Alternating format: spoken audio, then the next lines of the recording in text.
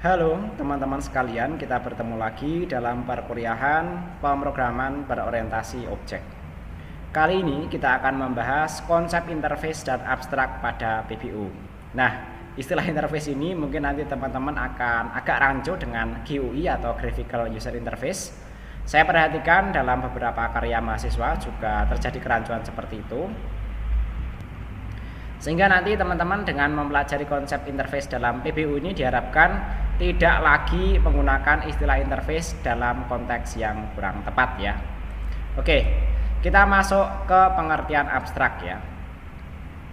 Kelas abstrak adalah konsep dalam pemrograman berorientasi objek yang memungkinkan kita untuk membuat kerangka dasar untuk kelas-kelas turunan dengan menggabungkan metode-metode yang memiliki implementasi umum ya. Kelas abstrak sendiri tidak dapat diinstansiasi ya, tetapi kelas-kelas turunannya harus mengimplementasikan metode-metode abstrak yang didefinisikan oleh kelas abstrak ya. Jadi intinya kelas abstrak itu ya mirip dengan abstrak pada sebuah jurnal ilmiah ya. Ini merupakan ringkasan ya dari metode-metode ataupun nanti atribut-atribut yang nanti akan diimplementasikan dalam detail program yang akan dibangun ya. Nah, poin-poin penting dalam kelas abstrak yang pertama adalah metode abstrak. Kelas abstrak dapat memiliki metode abstrak yaitu yang hanya dideklarasikan tetapi tidak memiliki implementasi dalam kelas abstrak tersebut. Metode-metode abstrak ini harus diimplementasikan oleh kelas-kelas turunannya. Ini semacam sebuah deklarasi ya, sehingga nanti implementasinya diharapkan menjadi lebih rapi, lebih ringkas, dan lebih terstruktur. Berikutnya adalah metode konkret ya. Jadi selain metode abstrak tadi ya, kelas abstrak juga dapat memiliki metode konkret yaitu dengan ada implementasi di dalamnya. Metode konkret ini dapat digunakan oleh kelas-kelas turunan tanpa perlu implementasi ulang ya. Kemudian yang ketiga, tidak dapat diinstansiasi. Kita tidak dapat membuat objek langsung dari kelas abstrak ya, karena ini merupakan kelas super ya, kelas utamanya ya. Namun kita bisa membuat objek dari kelas turunan yang mengimplementasikan kelas abstrak tersebut ya. Nah, contohnya nanti kurang lebih seperti ini ya. Kita misalnya di sini punya kelas abstrak shape ya. Nah, di sini kalau kita perhatikan ya, kita memiliki 3 metode ya, yaitu yang pertama metode ini ya, double ya, abstrak double ya. Abstrak double calculate area ya, dan abstrak double calculate perimeter ya. Jadi kedua metode ini tidak ada implementasinya. Ini hanya merupakan 2 metode yang kosong, belum ada apa-apanya.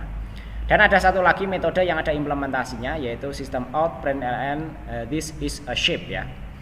Kemudian kita buat kelas turunan dari kelas abstrak ini ya, yaitu circle extend shape ya.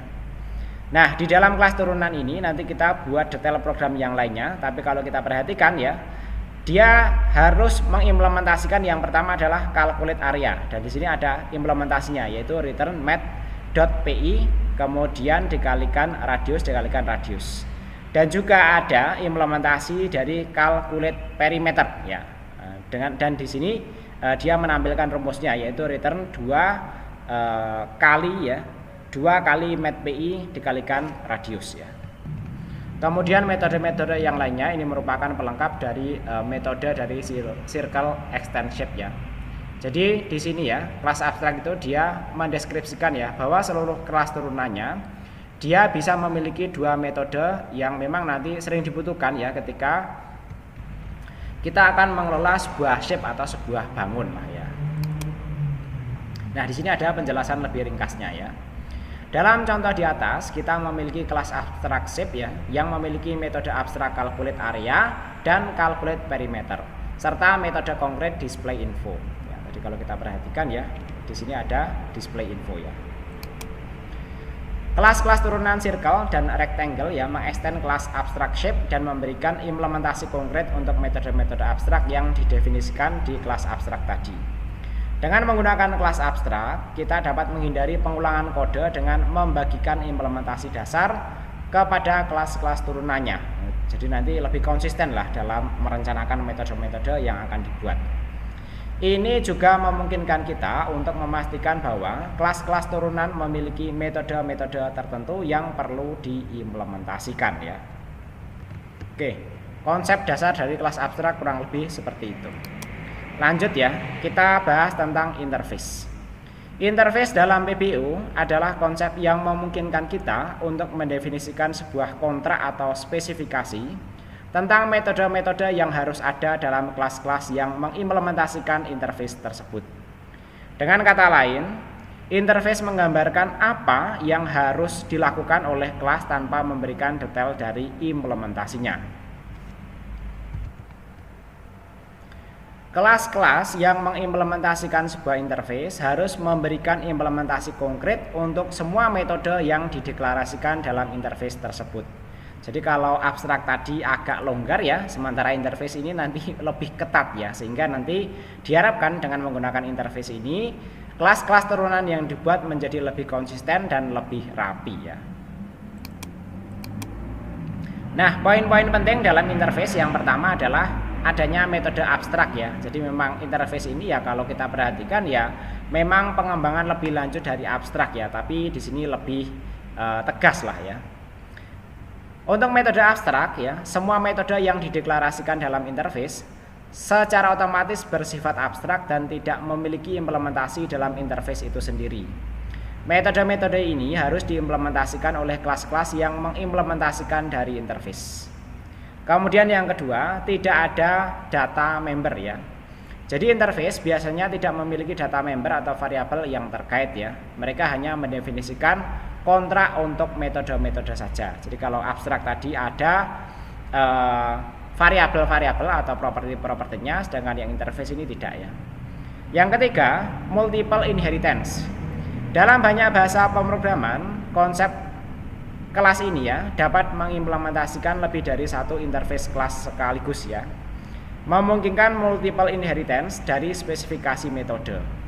Ini nanti memungkinkan fleksibilitas yang lebih besar dalam pengaturan struktur kelas ya. Oke, kita lanjut ke contoh interface. Nah, contoh yang digunakan mirip dengan contoh yang kita gunakan saat membahas abstrak ya. Namun demikian di sini kita menggunakan keyword yang berbeda ya.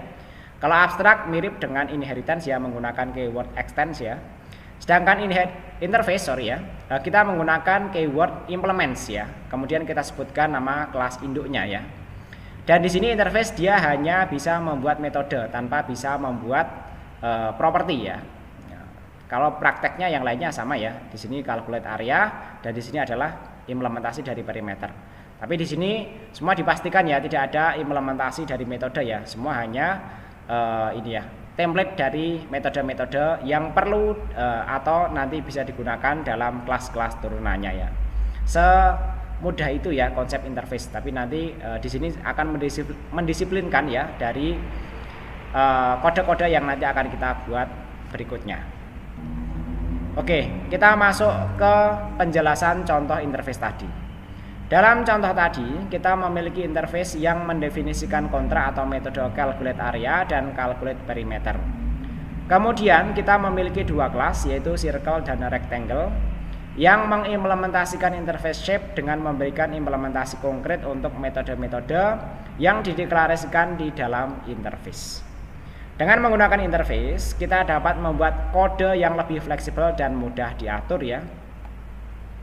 Kita dapat membuat kelas-kelas dengan fungsi yang berbeda tetapi sesuai dengan kontrak atau ini ya, kesepakatan ya yang sama ya, yang didefinisikan di kelas interface tadi ya. Nah, tadi kita sudah membahas antara interface dan abstrak ya. Kemudian keduanya itu perbedaannya apa ya? Yang pertama tidak dapat diinstansiasi langsung ya. Ini persamaannya ya, baik interface maupun abstrak ya. Tidak dapat diinstansiasi langsung menjadi objek ya. Kita tidak dapat membuat objek dari keduanya ya. Kemudian yang kedua adalah mengenalkan kontrak ya. Keduanya mengenalkan sebuah kontrak atau blueprint yang mengharuskan kelas-kelas turunan untuk mematuhi aturan tertentu ya, sehingga nanti diharapkan codingnya nanti lebih konsisten lah ya. Kemudian yang berikutnya mendukung pewarisan ya, baik interface maupun abstrak ya, digunakan sebagai kerangka kerja untuk kelas-kelas turunan ya. Kelas-kelas ini mewarisi sifat dan perilaku dari kelas abstrak atau mengimplementasikan metode dari interface ya. Berikutnya adalah metode abstrak ya. Keduanya dapat memiliki metode abstrak yang didefinisikan tetapi tidak diimplementasikan di dalam mereka sendiri ya. Nah, ini.